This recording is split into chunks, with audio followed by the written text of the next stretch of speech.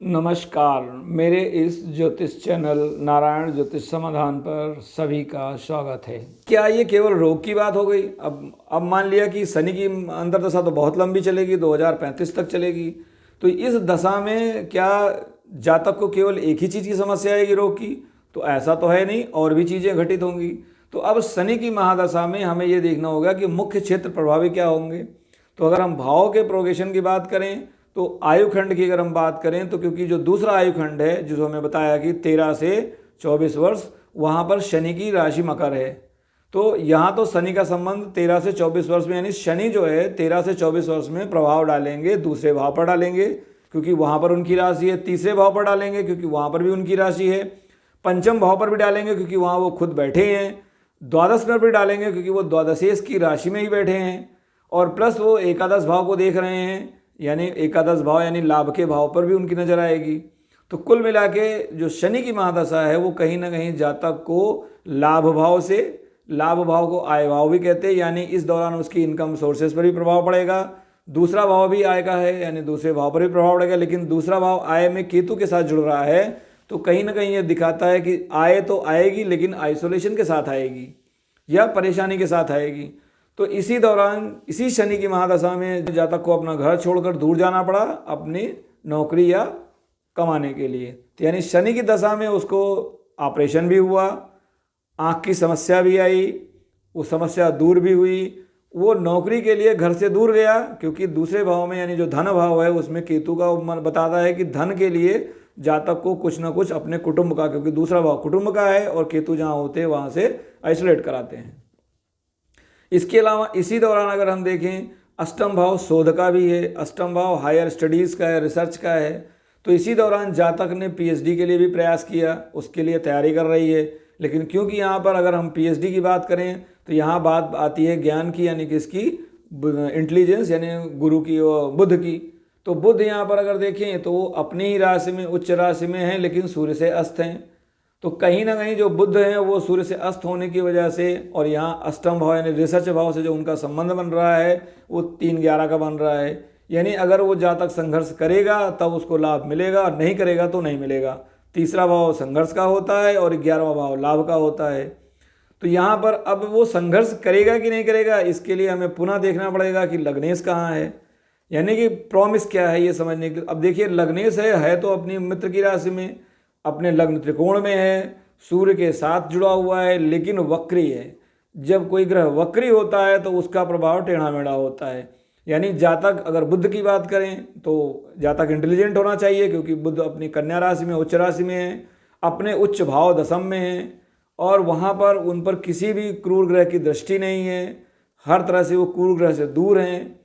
तो यहाँ पर ये देखिए, तो इंटेलिजेंस लेवल तो बच्चे का या जो भी जातक है उसका हाई होना चाहिए। लेकिन अब इंटेलिजेंस को ये यूज़ कैसे कर पाएगा, यानी 8वें भाव में, तो हमें देखना पड़ेगा कि 8वें भाव से जो ग्रह संबंध बना रहे हैं और जो लग्नेश का संबंध है वो कैसा जा रहा है। तो यहाँ पर लग्नेश तो अष्टमेश से जुड़ रहे हैं, लेकिन वक्री होकर। ऐसे में शनि का भी वक्री होना बताता है कि जातक के अंदर शनि संबंधित कुछ समस्याएं होंगी। शनि अनुशासन के कारक हैं, यानी जातक को सफलता मिलने में जो समस्या आएगी वो किस वजह से आएगी? शनि के जो गुण धर्म है उनके नकारात्मक पहलू से। अब इस तरह से इस शनि की ही महादशा में आप देखिए, शनि का संबंध अष्टमेश से बन रहा है, यानी शनि का संबंध अष्टम से बन रहा है क्योंकि शुक्र वहाँ है, शुक्र की राशि में शनि है। महादशा में पहला फल आएगा, अष्टम भाव का भी आएगा। शनि दूसरे भाव के कहें तो वहाँ का फल आएगा। तीसरे भाव यात्राओं का होता है। इस दौरान जातक को कई बार यात्राएं भी करनी पड़ी। यात्रा किस वजह से करनी पड़ी? दूसरे भाव, यानी नौकरी के चलते, रिसर्च के चलते, क्योंकि उसने कई संस्थानों में आवेदन किया कि उसको उसमें एडमिशन मिले जिससे उसका शोध कार्य आगे बढ़ सके। अब वो शोध भी कहाँ कर रहा है? शुक्र के क्षेत्र में कर रहा है। शुक्र क्या है? हमारे शरीर के रसायन है, और ये बायोटेक्नोलॉजी का मामला यानी बायोकेमिस्ट्री का मामला है। तो वहाँ पर संबंध भी, यानी एक ही चीज़ से आप कई आयामों को दर्शाते हैं। तो जब कभी आप जाएंगे किसी के पास तो पहला काम है कि आप देखिए कि आपकी कुंडली में प्रॉमिस क्या बन रहे हैं। फिर आप देखिए कि जो आपका आयु खंड चल रहा है उस आयु खंड में आपका कौन सा भाव एक्टिव है। फिर आप ये देखिए कि उस आयु खंड में कौन से ग्रह एक्टिव हैं। अगर हम देखें तो ग्रहों की भी एक नैसर्गिक आयु है, यानी कि ग्रह एक पर्टिकुलर टाइम पर एक्टिवेट होते हैं। हर एक ग्रह का एक्टिवेट होना, अलग अलग ग्रहों का अलग अलग आयुखंड है जब वो अपने फलन देते हैं। अब ये एग्जैक्ट आयुखंड कैसे निकलेगा? उस ग्रह के अंश के आधार पर। अंश का प्रभाव आपके जन्म स्थान से पड़ता है, जन्म समय से पड़ता है। यानी कि मान लिया किसी की कुंडली में 10 अंश का गुरु है और किसी की कुंडली में 20 अंश का गुरु है, तो जो गुरु का एक्टिवेशन का समय होगा वो इसी अंश के अनुसार चेंज हो जाएगा। तो किस समय आपका कौन सा आयुखंड चल रहा है, उस समय कौन सा भाव एक्टिवेटेड है। अब मान लीजिए कि यहाँ ये देखा जाए कि क्या जातक के और कोई समस्या आ सकती है। तो अगर हम बात करें कि किसी अपने परिजन की मृत्यु की या किसी अपने परिजन से बिछड़ने की, तो कभी भी परिजन से बिछड़ने की नौबत तभी आती है जब उस परिजन के भाव से राहु केतु का संबंध बनता हो।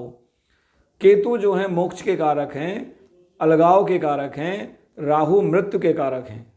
राहु जब भी किसी भी कारक से जुड़ते हैं तो ये बताता है कि उस किसी न किसी परिजन की उस दौरान पर मृत्यु हो सकती है। अब ये कब होगा, तो इसके लिए हमें उसका गोचर भी देखना पड़ेगा। यानी कि जैसे यहाँ अष्टम भाव में, अष्टम भाव अंधकार का है, सडननेस का है, यानी जो चीज़ अनएक्सपेक्टेड होती है वो 8वें घर से देखी जाती है। अब 8वें घर में राहु हैं, राहु को मैंने बताया मृत्यु के कारक हैं। 8वें घर में शुक्र हैं, शुक्र विवाहित महिला के कारक हैं। 8वें घर में जो ग्रह है वो कौन से भाव का है? 11वें भाव का है। 11वां भाव आपके चाचा चाची का या बड़ों का होता है, आपसे जो बड़े होते हैं उनका होता है, या पिता के जो बड़े भाई होते हैं उनका होता है। तो अगर हम यहाँ पर देखें तो ये शुक्र कहीं ना कहीं जो जातक है उसके पिता के बड़े भाई से संबंध बनाता है। यानी कि ये जातिका के, ये जातक के पिता की बड़े भाई से संबंधित कोई महिला है। तो इसी दशा के दौरान जातक के जो बड़े भाई हैं, जातक के जो पिता के बड़े भाई हैं यानी भाभी हैं, उनकी मृत्यु हुई अचानक, उनको ब्रेन हैमरेज हुआ और जिसकी वजह से उनकी डेथ हुई। यानी कि इसी पीरियड में एक ही ग्रह है जो आँख का ऑपरेशन बता रहा है, आपका रिसर्च बता रहा है, आपका फाइनेंशियल की वजह से आपका यहाँ से वहाँ जाना बता रहा है, आपके किसी परिजन की मृत्यु बता रहा है। अब अगर यहाँ पर गौर करें, इसी दौरान जातिका के ग्रैंडफादर की डेथ हुई। अब आप देखिए ग्रैंडफादर का जो भाव होता है वो होता है पंचम भाव। अब पंचम भाव पर शनि, वक्री शनि है, वक्री गुरु हैं, उस पर अष्टमेश चंद्रमा की दृष्टि है। अष्टमेश दोबारा बताया कि एकाएक उसका है। अब यहाँ पर अगर गौर करें तो इसी दौरान एक विवाहित महिला की अगर हम बात करें तो यहाँ पर बुआ की भी मृत्यु हुई। यानी बुआ कौन? उनके पिताजी की बुआ की, उनके पिताजी के चाचा की मृत्यु हुई। तो यानी यहाँ पिताजी के बड़े भाई का भी भाव कौन सा है? तीसरा। और ग्रैंडफादर के अगर बड़े भाई की हम बात करें तो ग्रैंडफादर के बड़े भाई का भाव होता है ग्रैंडफादर से 11वां। तो ग्रैंडफादर से 11वां यहाँ भाव हुआ आपका तृतीय भाव। तो यानी तृतीय भाव में पुनः शनि की राशि है और वो राशि कुंभ है, और इस कुंभ राशि में से जस्ट पहले केतु हैं। तो केतु 2 द्वादश में, राहु 2 द्वादश में, ऐसा फर्क दिखाते हैं। तो यहाँ इसी दौरान जातक के ग्रैंडफादर की डेथ हुई, जातक के ग्रैंडफादर के जो बड़े भाई हैं उनकी डेथ हुई, और उनकी ग्रैंडफादर की बहन की भी डेथ हुई। अब आप यहाँ देखिए बहन कहाँ से आई? बहन आई आपके जो पिताजी होते हैं उनका जो भाव है वो है आपका पंचम, नवम, और उनके पिताजी की अगर हम बुआ की बात करें यानी पिताजी की जो बहन होगी वो उनके पिताजी की बुआ कहलाती है। यानी यहाँ पे ग्रैंडफादर की बहन कहाँ से आएगी? वो आएगी उनके, अगर छोटी बहन है तो वो आएगी आपके तीसरे भाव से, अगर बड़ी बहन है तो वो आएगी 11वें भाव से। तो यहाँ पर वो उनकी बड़ी बहन थी पिता यानी ग्रैंडफादर की, तो वो 11वें भाव से संबंध बना दी, जहाँ पर शनि की राशि कुंभ है और कुंभ पर मंगल की दृष्टि है, मंगल की ही राशि में शनि है। तो इस तरह से एक ही ग्रह की दशाएं कई चीज़ों को आपके जीवन में निरूपित करती हैं। अब ये समझना कि कौन सी घटना किससे संबंध बनाती है और कब घटेगी, तो आपको पहले देखना पड़ेगा भावगत आयु। अब भावगत आयु के साथ साथ ये देखना पड़ेगा कि उस आयु खंड में कौन सा ग्रह ज़्यादा एक्टिव होता है। तो जो आप किसी मान लें बताए 0 से 12 वर्ष, तो 0 से 12 वर्ष की जो घटनाएं होंगी वो कहीं ना कहीं जातक के सीधे जीवन पर प्रभाव डालेंगी। ऐसे ही जब 12 से 24 वर्ष की, 13 से 24 वर्ष की बात आएगी जो दूसरे भाव में आता है, तो वहाँ पर ये सारी घटनाएं जातक के निजी जीवन पर करेंगी, लेकिन इसी दौरान अन्य भावों की भी घटनाएं घटेंगी, लेकिन वो घटनाएं जातक को सीधी तौर पर उतना प्रभावित नहीं करेंगी, क्योंकि उनका संबंध उस एक्टिवेशन टाइम से नहीं है। ये जो भाव का एक्टिवेशन है, ये नाड़ी ज्योतिष का सिद्धांत है। पराशर ज्योतिष में हम गोचर देखते हैं, दशाएं देखते हैं, और उस दशा के आधार पर जो योग बने हैं हम उनको देखते हैं। तो आप ऐसे अपनी घटनाओं को, अपने जीवन की घटनाओं को समझते हैं। अब मान लीजिए इतना सब समझाने के बाद अगर जातक के जीवन में शनि की दशा ही ना आए, तो जो इतने सारे योग शनि से बन रहे थे वो योग कहीं ना कहीं छीण हो जाएंगे। तो जो दुर्योग आपको अपनी कुंडली में दिख रहा है वो दुर्योग हो सकता है आपके जीवन में घटित ही नहीं हो।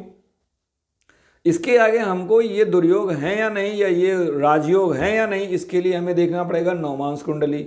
अगर आप नवमांश कुंडली में देखेंगे तो नवमांश कुंडली में यहाँ पर जो भाव है यानी अष्टम भाव यानी जो चंद्रमा की राशि है, चंद्रमा जो है द्वादश भाव सप्तम भाव में है गुरु की राशि। गुरु की राशि जो होती है वो होती है मीन और धनु। धनु तो जातक की खुद की। अब यहाँ पर देखिए धनु राशि में सूर्य ग्रहण योग बना हुआ है, वहाँ पर सूर्य और राहु हैं।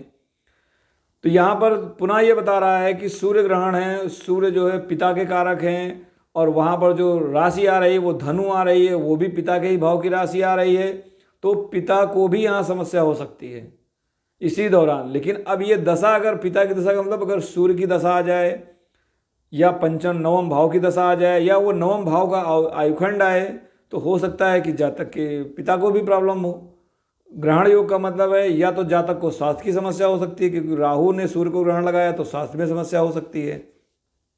तो यानी नवमांश कुंडली बता रही है कि आपको इस जीवन में ग्रहण योग से गुजरना होगा, क्योंकि ग्रहण योग आपके चतुर्थ भाव में बन रहा है और वहाँ राशि है धनु की। धनु राशि धर्म की राशि है, युद्ध की राशि है, यानी जो ग्रहण होगा आपको उससे लड़ना पड़ेगा, उसके साथ आपको जूझना पड़ेगा। अब अगर हम बात करें कि शनि यहाँ पर क्या आपके लिए अच्छा फल लाएंगे या खराब, तो कुंडली में देखिए शनि शत्रु राशि में थे, नीच राशि में वक्री थे। यहाँ पर शनि तुला राशि में है जो कि उनकी उच्च राशि है, और दूसरे भाव में है। वहाँ पर दूसरे भाव में केतु थे, तो यहाँ जो दूसरे भाव का फल है वहाँ पर तुला राशि है, यानी शुक्र की ही राशि है, जो कि वहाँ पर जो लग्न कुंडली है वहाँ पर एकादश भाव की राशि थी। तो यहाँ शनि का प्रभाव सकारात्मक दिख रहा है। लेकिन जब भी कोई चीज़ वक्री होती है, वक्री ग्रह होते हैं, तो वो सीधे सीधे आपको कोई परिणाम नहीं देते हैं। आपको उनसे जूझना पड़ता है, सतर्क रह के चलना पड़ता है, उन पर कंट्रोल करना पड़ता है।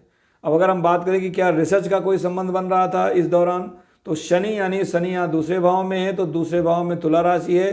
तो तुला राशि में अगर गोचर में आपके गुरु मिल जाएं, क्योंकि गुरु शोध के कारक हैं, तो अगर गोचर में यानी गोचर में तो गुरु कब बनेंगे कि जब गुरु का तीसरे भाव में गोचर हो, 12वें भाव में क्या यानी एकादश भाव में यानी कुंभ राशि में गोचर हो, या फिर तुला राशि में गोचर हो।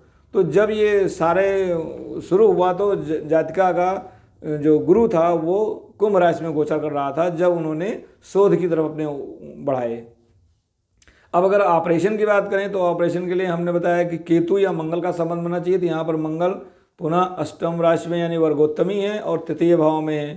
तो कहीं ना कहीं ये बताता है कि ये जो ऑपरेशन है या जो, क्योंकि यहाँ पर केतु का संबंध बन रहा है चतुर्थ और दसम भाव से, दसम भाव में तृतीय राशि यानी मिथुन राशि है, जो कि ऑलरेडी कालपुरुष की तृतीय भाव की राशि है। तो यानी जो तृतीय भाव से संबंधित यानी संघर्ष, पराक्रम, मेहनत, जूझना, ये इस दौरान एक्टिवेट होगा। तो इस तरह से आप अपने जीवन में किसी घटना को समझ सकते हैं। पहले तो समझिए कि क्या कोई योग दुर्योग आपकी कुंडली में है या नहीं है। फिर समझिए कि क्या वो योग दुर्योग को नवमांश सपोर्ट कर रहा है कि नहीं कर रहा है। अगर नवमांश में वो चीज़ सपोर्ट नहीं कर रही है तो वो आपके जीवन में चाहे वो दुर्घटना हो नहीं होगी, चाहे कोई परेशानी हो नहीं आएगी, या फिर कोई आपको अच्छा लाभ मिलना है तो नहीं मिलेगा। नवमांश कुंडली उस पर जब तक स्टैंप नहीं लगाएगी। इसके बाद आप आइए देखिए कि क्या जो दशा आपकी चल रही है वो उस रोग या दुर्योग या राजयोग से संबंधित है, तब तो वो आपको परिलक्षित होगी, नहीं तो नहीं होगी। तो दशा, अंतरदशा, प्रत्यंतर दशा। प्रत्यंतर दशा दिन या महीनों में हो सकती है, तो उस दौरान आपको एक लमसम आइडिया मिल जाएगा कि ये घटना हमारे इस दौरान पे घट सकती है। और घटना की परिणति क्या होगी यह बताएगा कि जो प्रत्यंतर दशा चल रही है उसका ग्रह आपकी कुंडली में कैसा है। अगर प्रत्यंतर दशा का ग्रह खराब स्थिति में है तो रिजल्ट आपको खराब मिलेगा। अगर वो अच्छी स्थिति में है तो आपको परिणाम अच्छा मिलेगा। जैसे यहाँ पर मैंने बताया कि एक ही दशा में, यानी जो शनि की लंबी दशा थी जो 2019 से 2035 तक चलनी थी, उसी दशा में ऑपरेशन भी हुआ, उसी दशा में परिजनों की मृत्यु हुई, उसी दशा में उसे कमाई का मौका मिला, उसी दशा में उसे घर से बाहर जाना पड़ा, उसी दशा में उसने कई यात्राएं की। कुछ यात्राएं उसकी नकारात्मक रही, कुछ यात्राओं में उसको अच्छे फल मिले। ये जो सारी चीज़ें हैं कि कोई किसी में फ़ायदा ऑपरेशन से सक्सेस हुआ, तो ऑपरेशन सक्सेस हुआ तो जो प्रत्यंतर दशा थी वो उसका ग्रह आपका उस समय मजबूत स्थिति में है। जब उनके पिताजी के जो परिजन थे उनकी मृत्यु हुई तो ये बताता है कि उस समय जो अंतर्दशा चल रही थी वो पेनफुल थी। तो आप जो महादशा है वो बताती है कि उस पूरे घटनाक्रम में कौन सा एरिया आपका मुख्य रहेगा। यानी महादशा का जो ग्रह है, जैसे यहाँ मैंने शनि की बात की, तो इस शनि जिसके नक्षत्र में है वो क्षेत्र आपके जीवन में परिलक्षित होगा। शनि के नक्षत्र में जो ग्रह हैं उनका जीवन पर में परिलक्षण होगा। शनि जिन राशियों का भाव का मालिक है वो भाव आपके जीवन में प्रबल बनेंगे उस पर्टिकुलर महादशा में। और जो अंतर्दशा की बात करेंगे तो अब वो जो छोटे छोटे आयु खंड हैं उसमें कौन सा आपका एरिया उभर कर आप कराएगा ये बताएगा उस अंतर्दशा का मालिक किस नक्षत्र में है, किस ग्रह के नक्षत्र में है, या उसके नक्षत्र में कौन सा ग्रह है। तो ऐसे हम समझते हैं कि कोई घटना कब घटेगी। तो किसी भी तरह से आपको घटना का अगर आकलन करना है तो आपको अपने आयुखंड को समझना होगा भावगत रूप से, दशा के आधार पर और योग दुर्योग को। आशा है आपको ये समझ में आया होगा कि हम कुंडली में एक ही 12 भावों में एक ही ग्रह से या एक ही योग दुर्योग से हम कई चीज़ों को कैसे देखते हैं। यदि आपको यह विषय समझ में आया हो तो कृपया मेरे चैनल को लाइक, सब्सक्राइब और शेयर करिए और इस विषय को भी अब औरों तक बढ़ाइए। हो सकता है कि उनको अपने जीवन में भय से बाहर निकलने में मुक्ति मिले, क्योंकि ऐसा कई बार होता है कि किसी ने उन्हें ये तो बता दिया कि आपकी ज़िंदगी में प्रॉब्लम है, लेकिन वो प्रॉब्लम का स्तर क्या होगा, उससे निकल पाएंगे कि नहीं निकल पाएंगे, या वो प्रॉब्लम आएगी भी कि नहीं आएगी, इसको पढ़ना बहुत ज़रूरी है। तो केवल कुंडली देख के किसी के बताने से अगर आप कोई बताता है तो आप उससे ज़रूर आगे बढ़कर ये पूछिए कि इसका समय क्या होगा, इसकी परिणति क्या होगी और ये इसके पीछे का तर्क क्या है। तो जब तक आप ज्योतिष को तर्क से नहीं समझेंगे तब तक आप इसे अंधविश्वास मानते रहेंगे। लेकिन यह अंधविश्वास नहीं है, ये पूरी तरह से हमारे शरीर के अंदर के पंच तत्वों का, इस ब्रह्मांड में उपस्थित जो हमारे 9 ग्रह हैं जिसमें से 2 काल्पनिक ग्रह हैं राहु केतु, उन सब का एक आपस का तालमेल है। यही हमारे जीवन में ज्योतिषीय रहस्य है जिसके आधार पर यह पूरा ज्योतिष विज्ञान बनाया गया है या जिसके आधार पर हम आकलन करते हैं। आप सबका मेरे चैनल से जुड़ने के लिए धन्यवाद।